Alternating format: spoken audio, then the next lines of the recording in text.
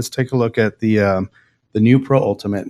And our goal with the new Pro Ultimate is a 16 millimeter uh, Pro that was added to the line mainly because we were answering to the feedback that we were receiving from our customers, players, and improvements that they would love to see on a very successful Pro Power elongated paddle. I mean, that was directed more toward power, and I think it was great for when the launch came out. But now there are people that from the experience from those paddles and their power, they're saying, can you guys work and improve my return? Can you work on the resets from the mid court and also improve the dinking and the feel of the paddle?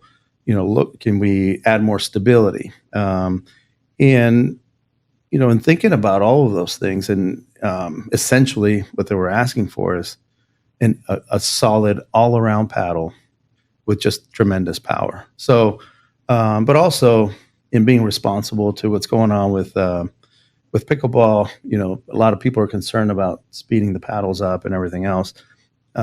We also looked at maybe taking the opportunity, toning it down just a little bit. So, the types of numbers that we're looking at, people were coming in at 59 miles an hour, 60. So we reduced it now to about 57, 58, somewhere in there. So it's not a huge reduction. It's still very powerful, but just that little bit. And then also the feel and what we did with the core in the way we created the paddle, it allows the player to really master now those resets to improve the dinking, and then also just have much more confidence on the return. So we listened, we incorporated those items into the paddle, and boy, it's been, from our players and the initial testers and people who've got the paddle early on, it's been fabulous. So we're looking forward to this release. Yeah, awesome.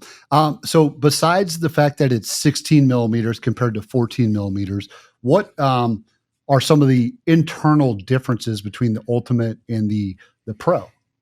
Yeah, so with Gearbox and our SST core, which is a carbon fiber core structure, we can change fiber angles. We can change the density of the fiber as well, and then also the density and how we pressurize the core itself, and not the fibers, but how we pressurize the foams or the structures and the gases that creates pressure internally to form and initially cure the carbon fiber. So by changing angles, we can change how long the ball will stay on the paddle face. We can also change angles from the center and make that different from the perimeter.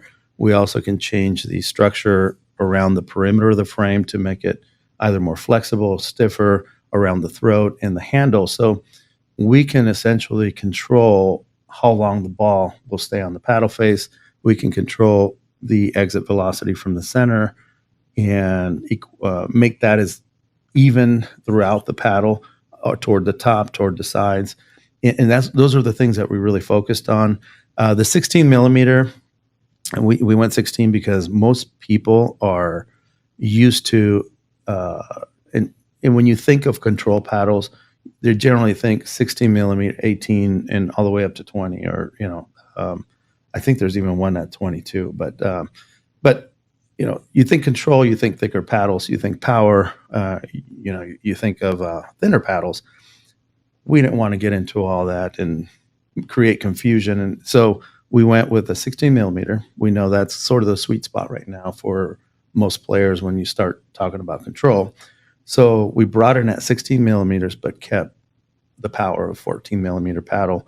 And then we also shifted some of the weight that we had in the center of the paddle, pushed it out. So we increased the twist weight of the paddle. So that creates more stability.